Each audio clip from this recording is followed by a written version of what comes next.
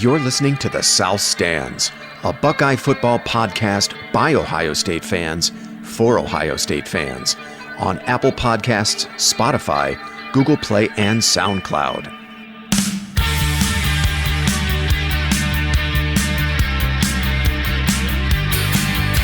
So the final score from Columbus, Ohio State 28, Penn State 17. Ohio State had what looked like a commanding 21-0 third quarter lead, and then all of a sudden, it turned into a dogfight. Penn State scores 17 unanswered, aided largely by two Ohio State third quarter fumbles, one by J.K. Dobbins and another by Justin Fields, which was his third of the game. He lost two of them, but he ended up fumbling three times. And credit to Penn State, they clearly forced those turnovers, and then they were able to convert them into points, despite losing their starting quarterback, Sean Clifford, in the third quarter. Will Levis, is it Levis, guys? Is that how you say his last name, or Levis? Is it Levis? I think Levis. It's Levis, yeah. Freshman Will Levis came in relief of Clifford. I thought he actually played pretty well. It took Ohio State a couple possessions to figure him out. And, Penn State made it a game. I for one was freaking out when that 21-point lead evaporated, it was a very weird day for Ohio State just to have the momentum shift so quickly as it did, and all of a sudden we found ourselves fighting for our lives. Anyway, why don't we go around the horn here, guys, and get some initial impressions. Paige, I want to start with you. What did you see yesterday in that game that stood out?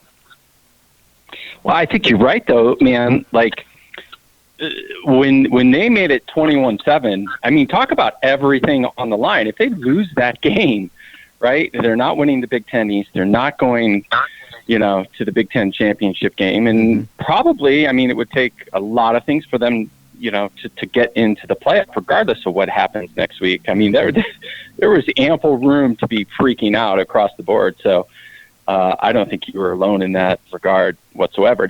All that being said, though, I think that outcome is, like at the macro level, is probably, I think it's probably what we wanted to see, or at least I wanted to see it. I think that game very easily could have been just a blowout, could have been 40-10, could have been worse than that. The fact that they faced some adversity, and, I think Day had to make some big-time decisions. I think that bodes well for them moving forward. So, as much as I wasn't enjoying it in the moment, I think, I think it'll serve them well. And, back to the point of how bad, of a blowout it could have been, right? We lost three fumbles. And I don't think Dobbins, that was pretty weak on his part. That guy just kind of got his hand on the ball. Yeah. But the Fields, give credit to Penn State on the Fields fumbles. But how many interceptions did, we potentially not have? At least three. Wade had two. Yeah. Yeah. And Werner as well. And Fuller. Right. So Jordan and Fuller. Fuller. Yeah. So that's four. Yeah. I totally forgot about that. So that, could have swung that game wildly one way or the other, but obviously the weather was playing a huge factor. And then to me, the big moment in the game was off that second Fields fumble, and the defense stepped up and held them to a field goal. That was big. And that was big. I think that was like the seminal moment in the game. We needed the defense to sort of stop the bleeding at that point. They totally did. And if I'm not mistaken, I think that was the next possession when Olave caught that touchdown. And so the one thing that I'm still scratching my head around is sort of what the game plan was, just from an offensive play calling perspective. Mm-hmm. It just seems like he's like, look, we are going to ram this ball down your throat. And even more curious to me is they did not throw the ball or exploit the middle of the field whatsoever, right? Everything was to the outside, and I get it, in crappy weather, if the ball sails, it goes out of bounds. But, I would have just thought that you'd have seen them sort of go over the middle a little bit more than than they did. Mm-hmm. But then I kind of wonder, like, is he just kind of saving that for next week at Michigan, right? Because that's just how he absolutely destroyed them. So, yeah, those are sort of my first impressions of the game overall. All right. Matt, I remember, Matt, you making you texting the group and mentioning that you felt that Ryan Day underutilized Ohio State's wide receivers and Fields as a passer. What other observations did you have from the game? And yeah, I think that, I mean, to what Paige and you kind of alluded to, it's like it's good to see chinks in the armor when the chinks are something as easy to fix as penalties. Yeah. Or and turnovers. It's like, okay, guys, hold on to the ball. Yeah. That's okay. We can fix that. So I think that, to Paige's point, I think could have been a blowout as well. I was, when you look at the stats, in the second half, they ran 29 times with an average gain of less than 3 yards. You could talk about the weather all you want, but it didn't seem to affect Hill and Olave, and those were the last two scores that we had. Mm-hmm. So I did not get on. He was throwing the ball well. That out pat for first down to Mack was a great throw. Mm-hmm. Didn't seem like he was having a problem throwing the ball. So I just didn't get if he couldn't throw it all the way down the field. They had such a advantage with the wide receivers. They have from tight end to it was just underutilized. Yeah, I agree. I understand like Paige said, I understand the theory of like beating them down at the ball, but if you're not gaining more than 3 yards and you have to kick the ball away and put the ball back in their hands, that's a big thing. I thought the defense did a good job of stepping up. This is after the third quarter where they seemed to change the way that they like to tackle. My overall impression was that we went away from what makes this team good. We went from an attacking team to a conservative team on both sides of the ball. And I think that allows advantages for the other team. Because when we attack with the amount of talent that we have, it makes it, I think, doubly hard to stop. So glad, like Paige said, glad that happened last game, because I don't think they're going to take those things for granted going into the final game of the Big Ten season. All right. What were your observations, Chad, from yesterday? What stood out to you?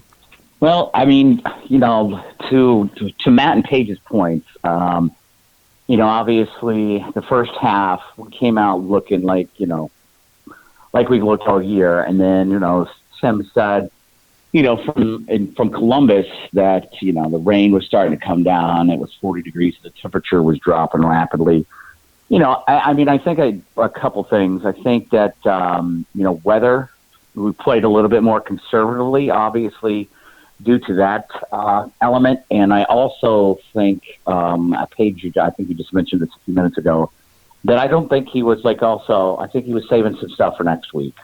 Our offensive line, wasn't quite sure what they were doing to start out the game. I mean, probably about the second quarter, I was wondering, they need to step this up a little bit.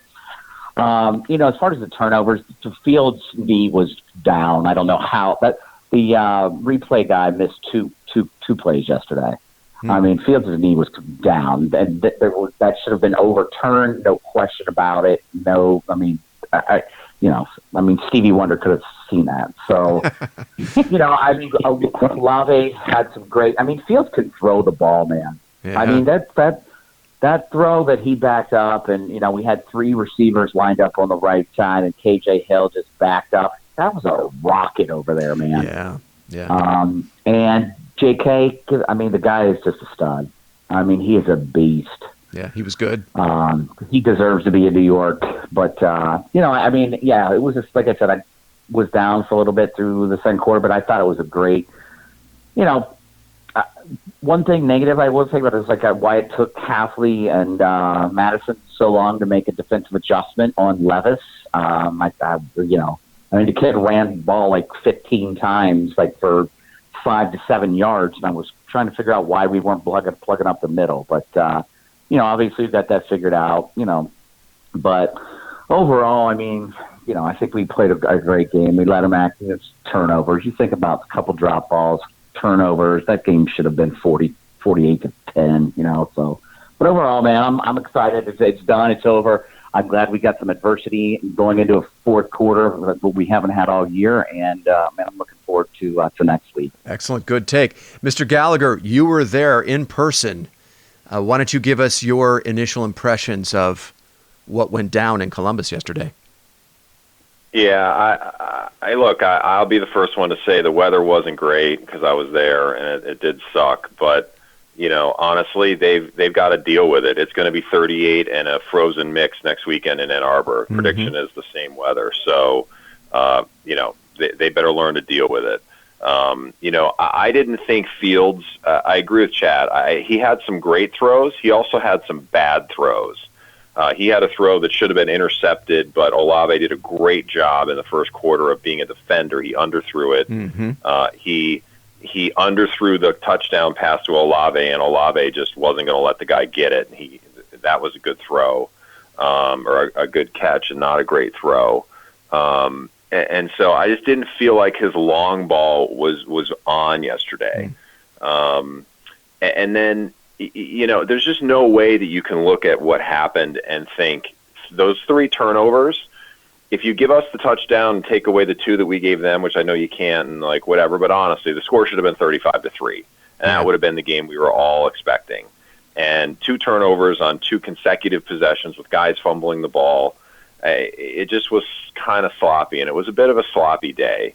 It was raining on and off. It was never raining that hard, but it was raining enough. It was 40, but it felt like it was 30. It was kind of blustery with the wind blowing. So, it was a tough day. I mean, I was there with a buddy who's a Penn State fan, and he was like, the best thing that happened to us all day is you guys knocked our quarterback out, and we brought in this other guy. And like Chad, I was the same thing. I'm like, the guy gets 15 yards up the middle 17 times in a row. Like, what are you doing, Halfley?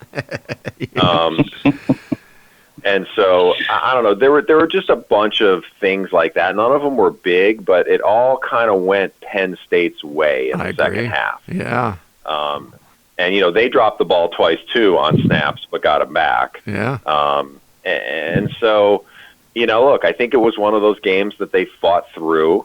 And I agree with Sloaner's comment that better it happened this week, and now they got a little scare put into them, and, they're going to be probably a lot more intense in practice this week, which I would expect. But that game really shouldn't have been close. The talent disparity on both sides of the ball, Penn State just got a lot of breaks in that game and capitalized on them. So give them credit. Mm-hmm. They got the ball inside the 40 on our 2 fumbles. They still had to score, and they did. I mean, they seized the momentum and went down and scored. But there was a point in the game in the third quarter, it's 21-17 Ohio State, and Penn State has the ball. Yeah. Believe me, that didn't feel very good in the stadium. Stadium got awfully quiet there for a while, and the defense stepped up. But it was the first time there was any sort of nervousness this year, and the team, the team responded. So I'm just glad to be done with that game, but on to the next game. But they got to play better. Yeah, I agree with your assessment, Tim, that a lot of things seem to go Penn State's way. Ohio State jumps out to the 21-0 lead. They score on their first possession of the third quarter. And at that point, it looked like they were about to blow it open. And I don't remember. I'm sure I've seen games like this in the past, but I can't think of a game where the momentum shift was so noticeable. It did almost an immediate 180 after that 21-0 lead by Ohio State. And then from that point forward, it seemed like very little went Ohio State's way in terms of 50-50 balls, loose balls, replay reviews, penalties. It seemed like all of those things went. Penn State got a lot of those things going their way. In the end, it was Ohio State's talent that carried the day, and all their frontline guys made big plays. Fields, Dobbins, Olave, Hill, most especially Chase Young. It was really the talent that was the difference, and they were able to do it without getting a ton of breaks. At least that's the way I viewed it. If I'm a Penn State fan, might view it differently, but I certainly felt like we did not get a ton of breaks. I mean, if you consider this, there were 6 fumbles in the game. 6. Ohio State had 4. They lost 3. But Chase Young also had 2 strip sacks on Penn State's quarterbacks, and Penn State fell on both of them. Tim, you already mentioned the two mishandled snaps by Penn State quarterbacks. Clifford and Levis each had one, and they were able to fall on both. Paige, earlier you had mentioned Ohio State defenders had their hands on balls for interceptions. Fuller should have had one. Werner should have had one. Wade should have had two. There was one that Wade, I thought it went through his body. It looked like, how did he not intercept it? And it ended up right into KJ Hamler's hands for a first down. That play, if you look at that play again, he turned around to look at Hamler and then turned back to the quarterback, and the ball was on him. And I think it did go directly through his hands. You're like, how did that just happen? Yeah. He was right in the passing lane. On all three of those guys were right in the passing lanes or right there to make a play on it, just could not hang on to the ball. Sorry, Matt, were you going to make a point? Yeah, as I say, the one break that did go our way was being at home, having a first-time quarterback in the game and having three false penalty, motion calls. Yeah. Oh, that's true. To base it at the end of the game, that was huge. And that, Tim could probably obviously speak to this better, but it didn't seem super loud over the speakers. But I'm sure, having those three penalties in a row, making that almost an impossible first down was significant. Did the crowd affect that, Tim, in your view, those false start penalties?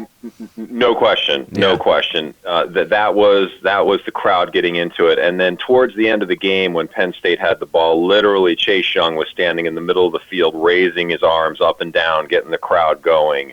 And that last possession, it was loud. It was really loud. Yeah. Really, it was one of those games where you didn't sit down the whole game. And it just, even during that period of time when it was quiet, everybody was standing up, looking for something to happen. They just had to Ohio State had to stem the momentum that Penn State had built. And, they did. They ended up doing a good job of kind of getting the crowd back into it. What was notable to me, and this is why I bring up the fumbles, the 6 fumbles, 5 of which bounced Penn State's way, was that those are the types of breaks that you need as an underdog to come into the shoe and compete or even pull an upset. And there was a series of them all in a row late in the second half of that game. And that's I started to get really worried because you started seeing a freshman quarterback come in and make plays. And then you saw Journey Brown, their tailback. Penn State hadn't been able to get anything going in the run game. Suddenly Brown is breaking tackles, making guys miss. There was one play on Penn State's first scoring drive. It was the only scoring drive that they had where they had to drive the length of the field to score, where Malik Harrison had Brown dead to rights in the backfield for a big loss, and he couldn't make the tackle. So those and it goes for a first down gain, if I'm not mistaken. Plays like that started, falling Penn State's way. And, they even managed to turn the quarterback injury into a positive because it took Ohio State several series to adjust to what Levis could do. And I've actually seen that before in games where, the starter goes down, the backup comes in, the opposing defense doesn't have a ton of film on the quarterback. They don't know what he can do. They don't know what he's capable of. So it can take a while to adjust, and I think that's what happened. In the end, though, Matt, to your point, the fact that he was a freshman worked out to Ohio State's advantage. He threw a terrible interception to Hilliard, which I don't know where he was throwing that ball. He threw it right in the middle of the line. I'll take it. It was a nice play by Hilliard. And then certainly late in that game with the crowd noise and the pressure from the Ohio State front seven, you could see he was having a lot of trouble dealing with that. So, but Penn State hung around to their credit. I do have to credit. I don't think it was all luck or Ohio State shooting themselves in the foot. I thought Micah Parsons, Lamont Wade, their stud safety, he forced 3 of those fumbles. He also had the big sack on that last drive of Fields where the ball came loose and Fields got hurt. That was Lamont Wade again. And then Yuder Gross-Matos, their defensive end. Those guys, those 3, combined for 29 tackles, 7.5 tackles for loss, 3 sacks, 4 forced fumbles. I thought they were very good, and they really were responsible for single-handedly kind of turning the tides of that game. And those 2 third-quarter fumbles, one forced by Parsons, the other forced by Wade, that really changed the momentum of the game. And Ohio State offensively really went into a shell at that point. I went and looked at the game log. In the fourth quarter, Ohio State ran 18 offensive plays, 15 of them were runs by Dobbins or Fields. They got very, very conservative in the fourth quarter. So I gotta give credit to Penn State. I mean, those three dudes can play anywhere in the country. They're not chopped liver. So credit to them for that. Let's see, where else do we want to go with this? Any other observations? Let me see. Chad, why don't I kick it to you? I'd like to get some kudos out to our boy J.K. For passing Eddie George yesterday, and he's only about 50 to 60 yards from taking over Zeke next week. He was a workhorse, man. 36 carries. Yeah. 36 carries, 157 yards. Not the greatest yard per carry average, but I mean against that front seven, that's a good Penn State defense. And I think it's great that he's going to be no one's ever going to catch Archie, but he's going to you think about it. I mean. And he's not getting any national kudos. I think maybe after next week he's gonna get invited to New York. But at the end of the day, I think we all discussed that. It's no big deal. I mean, I'm more concerned about being in the college football playoff. But I think he's just a good kid, man. If you listen to that kid in the interviews, like Herbie had a big long interview with him, and he's just a down to earth, really good, solid kid, man. Mm-hmm. So, yeah. I was happy to see that. Matt, you were going to make a point? Yeah, how about Hilliard, man? The injuries that kid had throughout the years, and on senior day, getting the key fucking interception. Yeah, I mean that's a nice way to go out. Yeah, and that was a huge stop there because Penn State was driving. I believe that was after Olave's touchdown catch. It was 28-17. Penn State started driving on the ensuing possession, and Hilliard came up with that was they were approaching the red zone at that point, and huge pick there by Hilliard for sure. I guess we can't we barely mentioned him, but I mean Chase Young, right? I mean the impact he had on that game: 9 tackles, 3 sacks, 4 tackles for loss, 2 forced fumbles. He was, he may very well have gotten himself back into the Heisman conversation, Chase Young, for whatever that's worth. I think we all agree, it'd be nice to have him. That's obviously not the goal. And you guys have any thoughts on how Chase Young played, Paige? What did you see? Yeah, I mean, he's really good, man. I mean, that's the dumbest understatement there is. I also thought Browning played really well, too. He did. Yeah, I mean, Chase Young... He completely changes, the dynamic of the game. Not only, I was thinking about did Arnett or Kuda, I didn't remember even, hearing their name, seeing them make a play, which is a positive, because I think they probably locked their guys down. But then if you go back and watch some of that stuff. That quarterback, I don't care who it was, when the other guy barely threw, but it was 2-step drops, throw the ball, and throw it to the tight end. And that's all the Chase Young factor, right?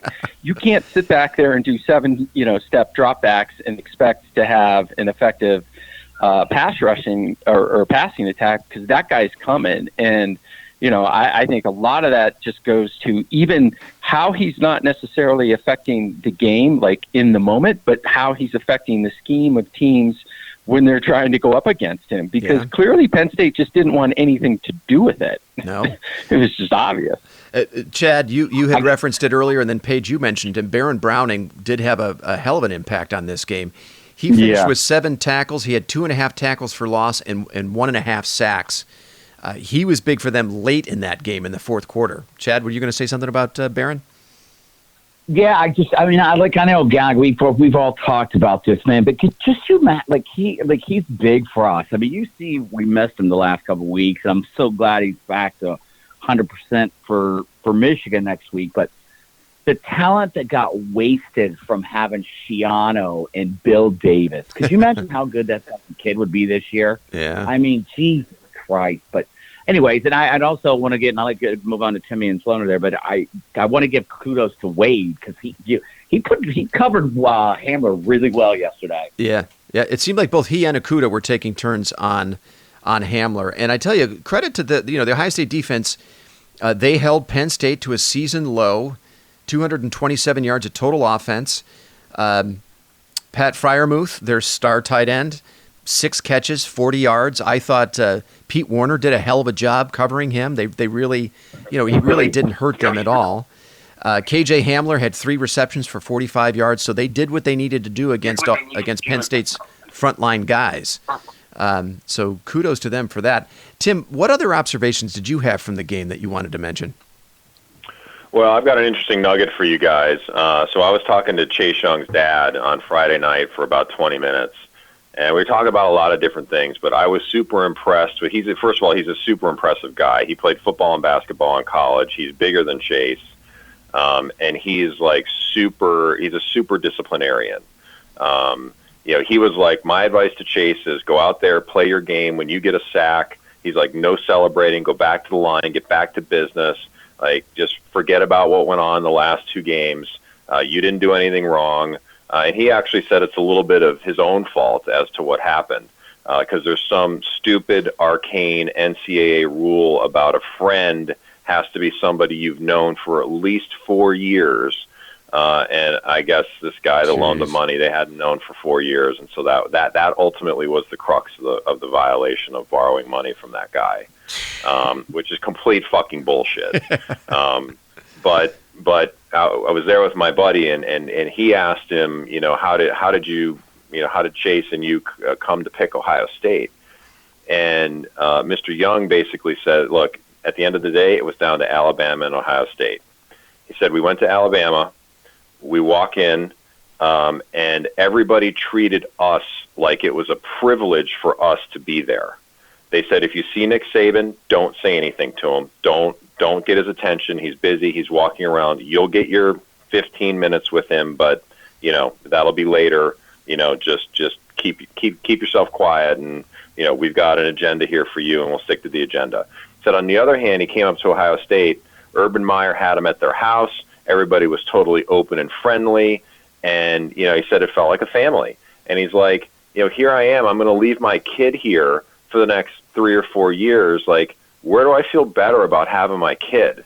And he's like, there was no question in our mind after we came to Ohio State that this is where he was going. Wow. Which I think is a super interesting story. Yeah, that is a great story. That's a great story. I seem to remember Justin Fields saying, this was during the offseason, he was interviewed shortly after he transferred, and they had asked him about the difference between Ohio State and Georgia, and he said that Ohio State is a much more player-friendly program. So that doesn't surprise me to hear that, actually, that that the Youngs had a similar experience, right? They go to another big-time program where they're kind of just a number. They come to Columbus, and, obviously they're treated, kind of like people. Yeah, I remember my first visit to Ohio State, and the bars were very friendly to me. They welcomed me with open arms. I love it. So guys, are there any concerns coming out of this game, now going down the stretch to Michigan and beyond? Any concerns? Not for me. Not for you, Chad? How about you, Matt? If it was a blowout, maybe, but we got enough of a scare to where the focus is going to be a little bit more fine-tuned. And plus, Michigan has done us favors by, looking good and acting really cocky and putting up big numbers. So I think we're going to see a very focused and very aggressive-minded team come Saturday. Paige, how about you? I don't know. Do we have a concern of our defense with the RPO package? I mean, the Maryland guy had some nice runs against us, and I get the guy comes in and you're not scheming for him all week, but they were gashing that defense a little bit with the run pass option. So that's one thing that maybe is a concern.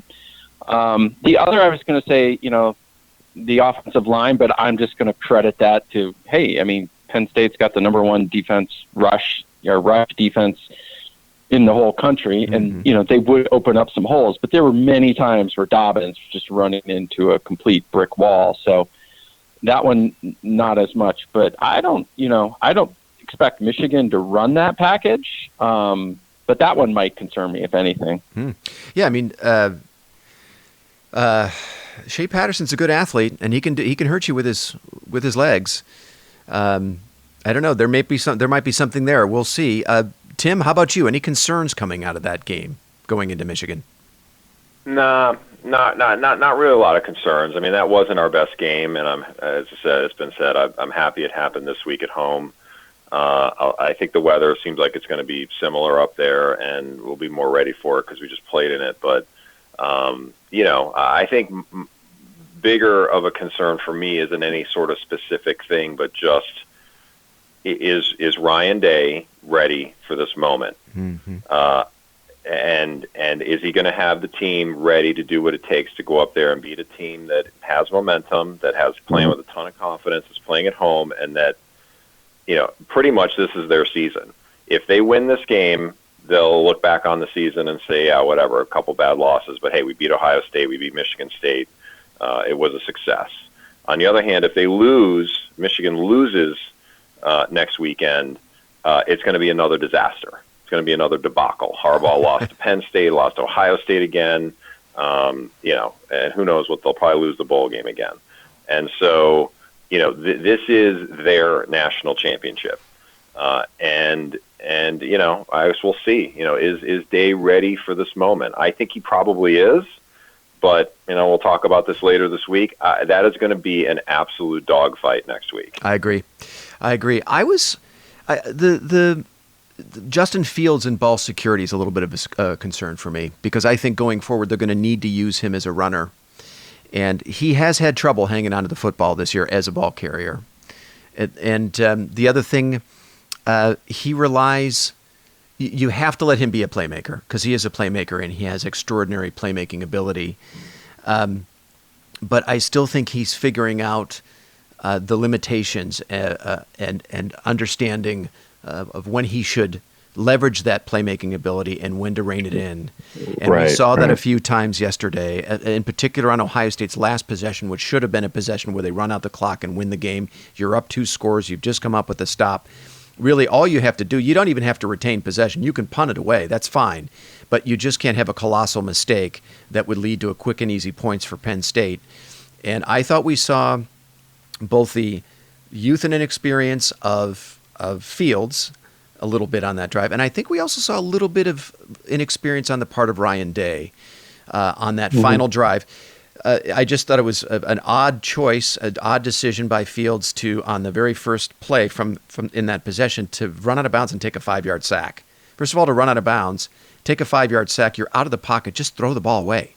It was an odd, weird, strange way to start the series, and it just was all downhill from then. And then on the 4th down play, I thought it was a mistake on the part of Ryan Day to call a pass play there. I think you just hand it off. If you get the 5 yards, great. If you don't, you're deep. You've got the ball deep on Penn State side of the field, and you make a freshman quarterback have to go the length of the field with 2 minutes to go. You're up 2 scores. You just can't afford to give Penn State quick and easy points. And there it was. They disguised a safety blitz. Fields didn't see it. He didn't set up the protection pre-snap. He loses the ball on the play. Was very fortunate that it bounced back to him, and then he gets hurt on the play. So I thought we saw a little bit of youth and inexperience on the part of both Fields as well as Day in that critical moment. And that's speaking a little bit to the point you just made, Tim. And that's, as we move forward, hopefully it's just it's a lesson learned and they'll handle themselves differently going forward. But that's why I had some questions coming out of the game. I don't think it was all just, we made correctable mistakes that kept Penn State in the game. There were a couple things I'm a little concerned about going into Michigan. Matt, were you going to make a point? Yeah, I think film study is going to be very instructive this week, unlike other weeks. I think that they'll get both the coaching staff and Fields, like you made. That's one of the bigger points to take away from this. The kid needs to know when to toss the ball. Yeah, he doesn't be a playmaker every play. But I think that these are not like hidden things to look for. They were all stark and bare for everyone to see. So I'm sure I'm hoping that they're going to be working on that, because those were the biggest flaws of that we saw in the team to date. Yeah. I listened to the Cleveland.com postgame pod, and they were talking about, there was one question from a listener about the Ohio State offensive line, and it didn't seem like they played very well, and I actually thought the offensive line was fine. I thought, a couple times they got beat for sacks, but hey, credit that front seven by Penn State's pretty damn good. Sometimes a defense that good, they're going to make plays too, right? I thought the protection was fine. I thought they clearly went into a shell offensively after the 2 third-quarter fumbles, and they didn't pass as much. I don't think it was because Ryan Day didn't trust his offensive line. I think he was trying to rein in Justin Fields as a playmaker and he was trying to save him from himself. Because I think at that point, especially when after the Olave touchdown, you go up 2 scores, there's really no reason to let Justin Fields run around back there and make plays. That was just going to make them vulnerable to more turnovers. And you know what? This is Justin Fields' MO. This is one weakness in his game, is fumbling the ball. If you go back, I don't know if you guys saw the Netflix series, but I think it's QB1. Fields was featured on the second season, and there was actually a big game in his senior year. Pretty sure it was his senior year, where they blew a lead and they lost the game on consecutive fumbles by Fields, where he was just trying to make a play, and he got careless with the ball, and rather than throwing it away or take what the defense gave him, he got stripped. There were 2 strip sacks. I think both were returned for touchdowns. They ended up losing the game as a result of that. It was a big game in the regular season, if I'm not mistaken. So that's one area where Fields has to be careful. He's got to make adjustments. Ball security is clearly going to be a theme this week getting ready for Michigan, and Michigan's going to be stripping at that ball. And you don't want to rein him in as a playmaker. You need Justin Fields, the playmaker, to win Michigan and going forward. But he's got to be more careful. And I don't know how you balance those two things, right? Because well, but I think that's what you guys were talking about at the beginning, which is that what's not natural for this team and Ryan Day is to go into Jim Tressel mode and play conservative ball. And when you do that, what you do is you force Fields, who's got the ball in his hand, to probably try and do too much because you're calling conservative plays. Mm-hmm. And so I kind of understand why they did it in this game, but I hope he looks back on it and thinks, you know what, we shouldn't have done that. We should have done more quick passes, more short passes, more things that would put us in a position to get the ball out and use our talent and not make Fields try and do everything. I agree. And I don't think I think that was part of the issue, and that's what Day's got to get figured out this week, because I agree with you. Don't make Fields try and do everything, because the guy's a superstar and he'll try and do it, but he's a freshman, right? Or whatever. He's a sophomore. It's his first year. He's going to make mistakes, and at this point in the season, with this much on the line, you can't allow him to make those mistakes. Let everybody else on the team get their shot. Yeah. It'll be interesting to see what they emphasize in that first quarter against Michigan, if they'll try and be more balanced or maybe even emphasize the passing game. Matt, to your point, and you started making this point yesterday, I think several of you guys have also made the same point, that Chris Olave was underutilized. I thought Ben Victor, some of their pass catchers, even maybe their tight ends, it seemed like they had very nice balance for 2+ quarters with a pass run mix. And Fields was completing balls, intermediate throws, and then he had 2 deep throws on touchdowns. Even the throw at the end of the first half, where I thought there should have been pass interference. He hit Olave, the ball was broken up, he couldn't quite hang on to it. I think they need to use him more and be more balanced going into Michigan, and maybe even emphasize the pass a little bit more in that game. I don't know. What do you guys think about that, Matt? What do you think? I think you have so much talent. Even Wilson, you don't have to go deep to Wilson. You do a little flash pattern to him, and he can take the ball to the house as well. I don't think they have to be put in a situation where they have to do outstanding catches all the time, but I think you got to give them a chance to make plays, because they do have that level of talent. Mm-hmm. So I completely agree. I think it should be, the formula that they've been using prior to this game, and in large part in the first half, is the working formula that teams don't seem to be able to stop.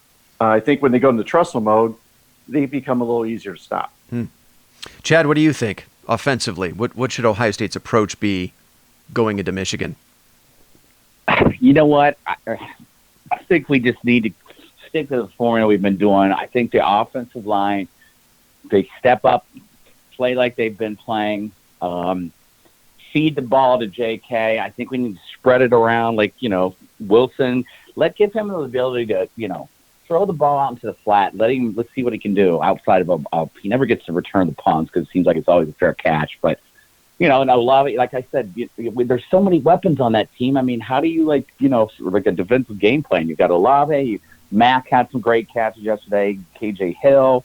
Victor had a couple. I mean, Ruckert had a couple. I mean, I think Dave's going to have a very good game plan going into Michigan, man. I think team got it. Weather obviously, like I said earlier, was a factor, but I think he played conservatively. I think they're looking to next week. I think he wants to keep the tradition going and throttling Michigan and then going to the Big Ten championship and get us into the CFP. So I don't know. I think the offense looks great all year. I think they're going to look good next week. We just had a bad week, but all right. Pretty much all right. Paige, if you're Ryan Day, what's the approach offensively next week at Michigan? It's not that freaking hard. Go watch the game from last year. Exploit the middle of the field, crossing patterns over and over and over again. It's it's there. I think he kind of, he's a smart, if we're talking about it, he's obviously thinking about it as well. I think whatever, all the reasons we said, he might've gone conservative. I think he's, playing a little possum. We're going to see the same attack that we saw last year. Why wouldn't you? We hung 62 points on that team. It's all the same players. So that would be what I expect to see. I don't think he's going to come out and try and establish the run like he has the last few games. I just think it's going to be a totally different game plan. Interesting. Yeah, you'd think he's probably set Michigan up right now with what he showed against Penn State. If Michigan is going to prepare for more of the zone read, kind of the two-headed rushing attack with Fields and Dobbins, you'd think maybe there'll be some adjustments off of that action that would hopefully confuse Michigan. We'll see. But yeah, I think we're all in agreement. We need to get more balanced, go back to more balance than what we saw in the second half, and utilize a talent like Chris Olave and other guys. And the circumstances, quite frankly, really dictated the conservative play calling late in that game. The two fumbles in the third quarter. They get the touchdown pass to Olave to go up 2 scores, and then they went into a shell. And then, okay, let's just go win this game. And LeMarie was talking on his podcast. He mentioned how that was the first time that Ryan Day kind of took a page out of Urban Meyer or Jim Tressel's book. Right? He wasn't quite the gunslinger, the guy taking the risks and coaching with an open playbook. He's like, okay, now it's time to go win this game, and that's what they did. So let's spin it forward. Sorry, go ahead, Tim. Go ahead, Tim. The only other thing I was going to add is as I was sitting there watching it, in the fourth quarter, and that was going on, it was obviously that mentality. I totally agree with it. But the other side of that thought process is, you know what? I'm going to rely on my defense. Yeah. The offense has given these guys the ball inside the 40 twice, so that's not really on the defense. I'm going to rely on my defense to keep stopping these guys. And that's a complete 180 from last year, and that should be recognized. The defense played fucking lights out yesterday. Really good point. Yeah, they finished, again, they held Penn State to a season-low 227 yards of total offense. I believe there were 9 tackles for loss, 6 quarterback sacks. There were 2 forced fumbles. 2 forced fumbles by Chase Young. Ohio State couldn't, unfortunately, fall on those. You had several guys in position to make interceptions. Unfortunately, we couldn't come down with them. But hey, if you give me those circumstances against Michigan, right? Give me 2 strip sacks. Give me Ohio State defenders in passing lanes with opportunities to make interceptions. I tend to think if given a second opportunity, those guys are going to make those plays. And that is one thing that you can certainly say with Ohio State. They can lean on their defense when they need to. Not sure you can say the same about LSU. Not sure you can say the same about Alabama, who all of a sudden now is back in the playoff discussion with Oregon going down. Ohio State does have that balance on both sides of the ball, and they can rely on one or the other to go win a game for them if they need to. So I guess that was encouraging, right? That was kind of the silver lining that, the defense really was able to step in there and make amends for those short fields that we gave to Penn State. How funny was it on that play? It wasn't the play that Clifford got hurt on, but he got sacked or somebody, and they got a close up of his face. Oh yeah, and he had this this poor kid's I just got crushed. His face was just all crinkled up. Oh yeah. Yeah, it was. I mean, not that I'm happy a guy got hurt, but just the expression on his face was just freaking hilarious at that point. Yeah. He took some shots. There were a couple, or not only the one that he went out of the game on, but there were several earlier in the game as well where it was one of the earlier ones. Yeah, punished.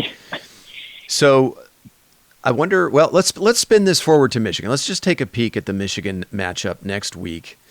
I don't know if you guys have noticed, but Shea Patterson and that Michigan passing game, granted, I know, you have to consider the opponent, a reeling Michigan State team, and then an Indiana squad who isn't the most stout defense. However, that Indiana team is a pretty good pass defense. They're a top 25 nationally in pass defense. In his last two games, Shea Patterson has thrown for 750 yards and 9 touchdowns. You start to see guys those receivers come to the fore now. I've been saying it all year. That group of receivers, it's a dangerous group of playmakers. And, in my mind, the biggest question for Michigan is, could they figure out they have these guys and can they deploy them right? They're looking pretty dangerous as an offense going into this game. I have 2 questions, and I'm going to kick it around to you guys. How nicked up is Justin Fields? I know he was able to jog off the field on his own power. He came back in for the last series to run out the clock. But you know how it is with ankles and knees, right? You sleep, you wake up the next morning, there's swelling, there's stiffness. How much of an impact is it going to have on Fields next week? And then the other question I have is, J.K. Dobbins had a career-high 36 carries, and those were big boy carries. Those were rough black and blue carries. He got hit over and over and over again. How much is left in the tank for Dobbins going into Michigan? My big concern, and this is why I thought Michigan was the one remaining game on the schedule that I was most concerned about because of where it fell on the schedule right after Penn State. That game, unfortunately, with Penn State turned into the kind of game that took a toll. It could potentially take a toll on a team. That second half was a street fight, man. And we have a couple guys coming out of that game beat up, namely our 2 best offensive players, Fields and Dobbins. So those are my questions going into Michigan. Concerns, questions, however you want to phrase it. Chad, what are your questions? Tell me a little bit about how you view the Michigan matchup. Well, I think the big thing with Fields is I'm not really worried about his knees or ankles, but, and thank God it's not his throwing hand. But I noticed yesterday his left thumb. Yeah, that's right. He was wincing with that, grabbing it several times yesterday. Mm-hmm. But again, I don't think that's going to affect next week. I mean, JK's a beast. I'm not worried about him at all. He did take some big hits yesterday, like Paige said. He got stood up a few times, and and he made some killer runs on the flip side of that too. Michigan, I'm anxious to see how crazy they get with the offense next week. I think they're going to be throwing the ball a lot to that Nico Collins, or at least trying to throw the ball a lot next week. The running game doesn't concern me really much at all. And their defense. So according to Don Brown, they're ready for us, man. They're all up to speed now. That's right. He was chirping a couple weeks ago. Don Brown. Yeah. So I'm not really worried about. I think Fields and Dobbins are both really tough kids. We've got to protect Justin a little bit, and I think we're going to be fine, man. I'm really excited for that game. Wish I was going to be watching with all you boys somewhere, but it's going to be a good matchup. I can't just talk about like Paige said about Clifford's face. I just can't wait to see Harbaugh's face next week. That's all I can't wait to see. Tim, see how many more tacky commercials he's going to be doing. Tim, you said earlier that you feel it's going to be a tough game, a very competitive game. How else do you see? What else do you see in that game? Yeah, I just don't really worry about Patterson. I mean, I know he's putting up some big numbers recently, but that's what we heard all last year coming into this game is how great Shea Patterson was. And, I mean, we made him look like a peewee quarterback. And so, I agree with you. They've got great receivers. They have a good offensive line. Our defensive line is, probably the most dominant in college football. So Michigan's going to have their hands full. Patterson can move. He's not a great runner like Fields is, but he can extend plays and then make throws. And so I think that's partly what our defense is going to have to deal with. And I have as much confidence in our cornerbacks and DBs as anybody. So I don't think that's going to be a problem. I don't think Michigan's going to score a lot of points on our defense. I do think that Don Brown it was beyond embarrassed last year at what happened. A historic beatdown of 62 points on his defense, which was the number one defense in the country when they came in and we throttled them. So I think the Michigan defense is going to be their play. And so I think, I think that's going to be, to me, the more interesting matchup is our offense against their defense, especially given the way our offense kind of played this past week. So, I think it's going to be a dogfight. I think, and I ultimately, I don't think Michigan has the defense to deal with all of the playmakers that we have on offense. And I think that's what ends up being the difference in the game. It's just, we just got too many athletes on that side of the ball. So including, and by the way, go ahead, Tim. I met J.K. Dobbins' mom, and she is as wide as she is tall. That woman is a fucking spark plug, and just like J.K. is, and she is not to be messed with. So that guy, I got no worries about him next week. He's going to be fine. All right, good. Yeah, I was just going to add to your point about Don Brown and the Michigan defense. So they're going to come into this game fourth in the country in total defense, allowing 267 a game. Ohio State is number one in the country in total defense. One would think yards and points are going to be hard to come by. You do make a good point about the Michigan defense. I think as a whole, maybe they're greater than the sum of their parts. I don't know that they have, standouts on that defense like Penn State does, like a Micah Parsons or a Gross Matos or a Lamont Wade. I think collectively they're a good unit, and that's kind of the Don Brown effect. I'm sure they have good players, but I don't know about whether they have the front line talent on that defense as they did last year. And of course, we saw what we did to that defense last year. So, all right, very interesting. Matt, give us a quick preview of Ohio State, Michigan. Well, I think on both sides of the ball, I mean, the best thing I could say about both sides of the ball is they're scrappy.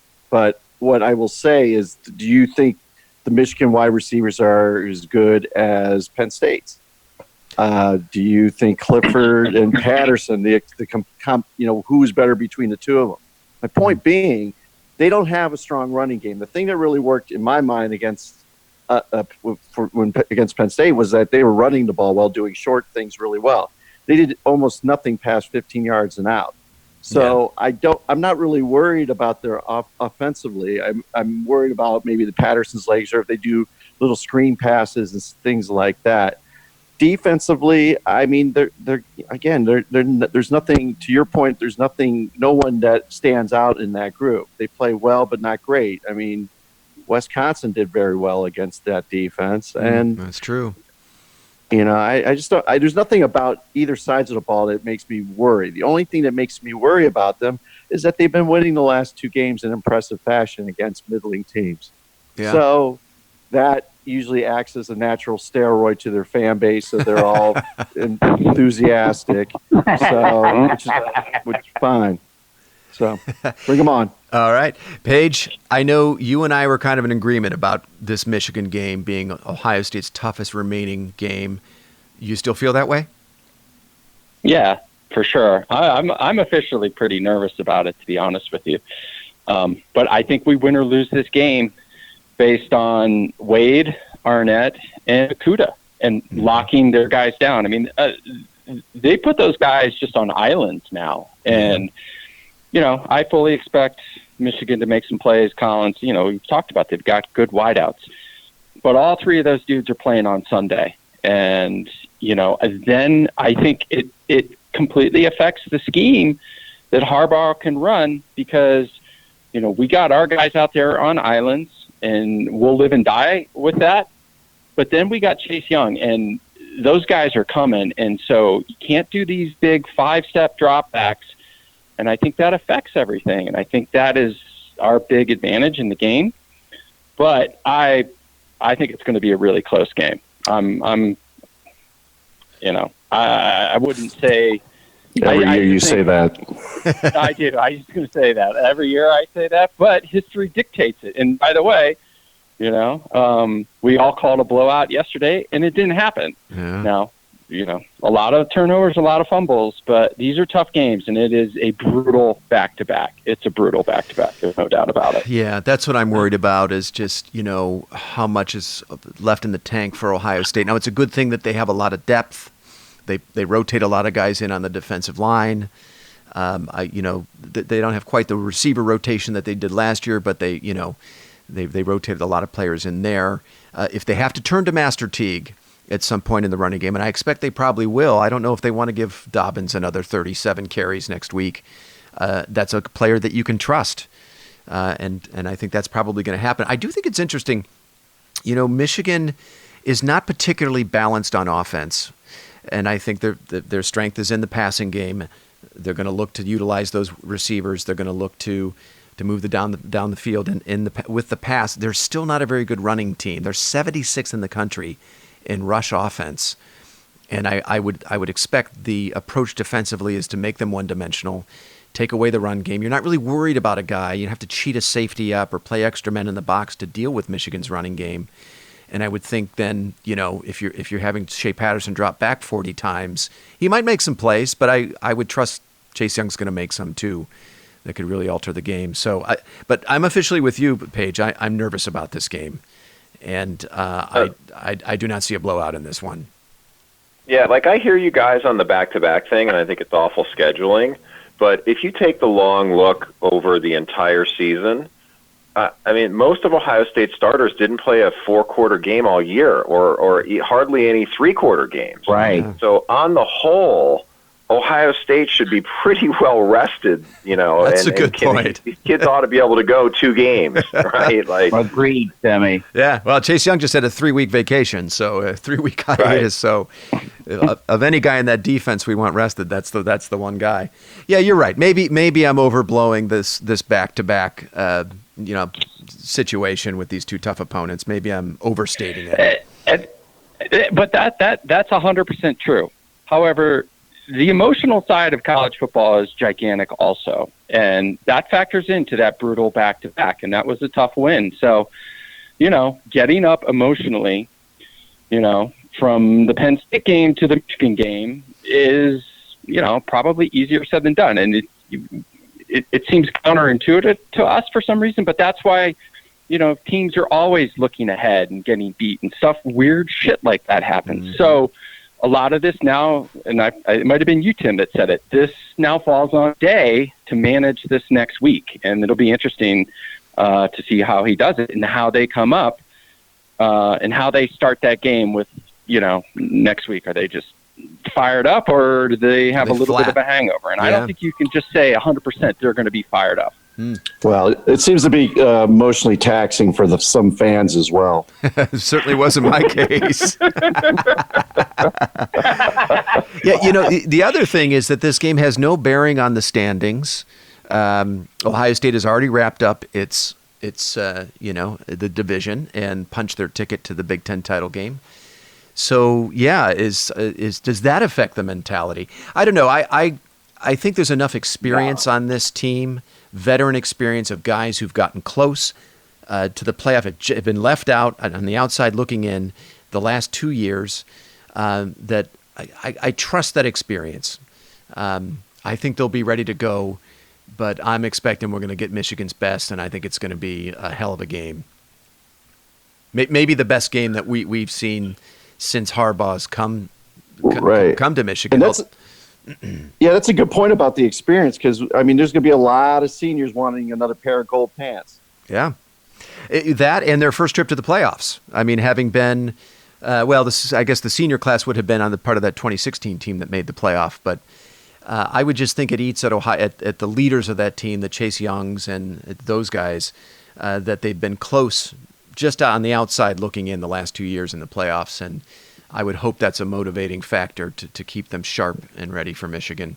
Good point. Yeah. Well, and also, too, I mean, any kid who's a sophomore, junior, or senior is going to have had 1, 2, or 3 previous years with Urban Meyer at the helm and the focus that he put on the Michigan game. That they don't forget about that. Right. And I think they will do it differently, but it's Ohio State. Like, this is Michigan. This is what it's all about. Yep. Yeah, that's funny you say that, because yesterday they were on the big noon, like they were talking to Urban. I don't know, it was one of the guys from the studio. He had asked Urban, about, I think I sent it out to the cast, but he was like, do you think this is as big as a rivalry? He goes, well, let's get something straight here. This is a big game tomorrow, but next week is the game.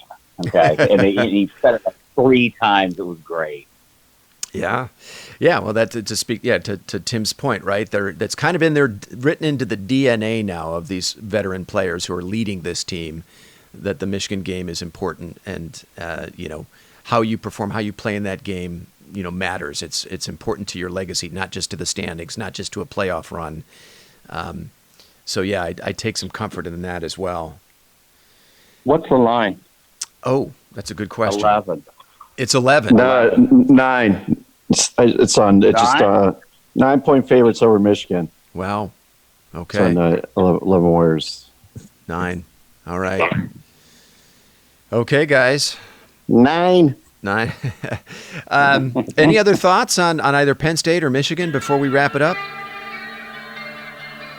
All right, fellas. Well, hey, thanks so much for making the time, and we will get together midweek to have a look at Michigan, make predictions, and have a great Sunday, okay? Go Bucks.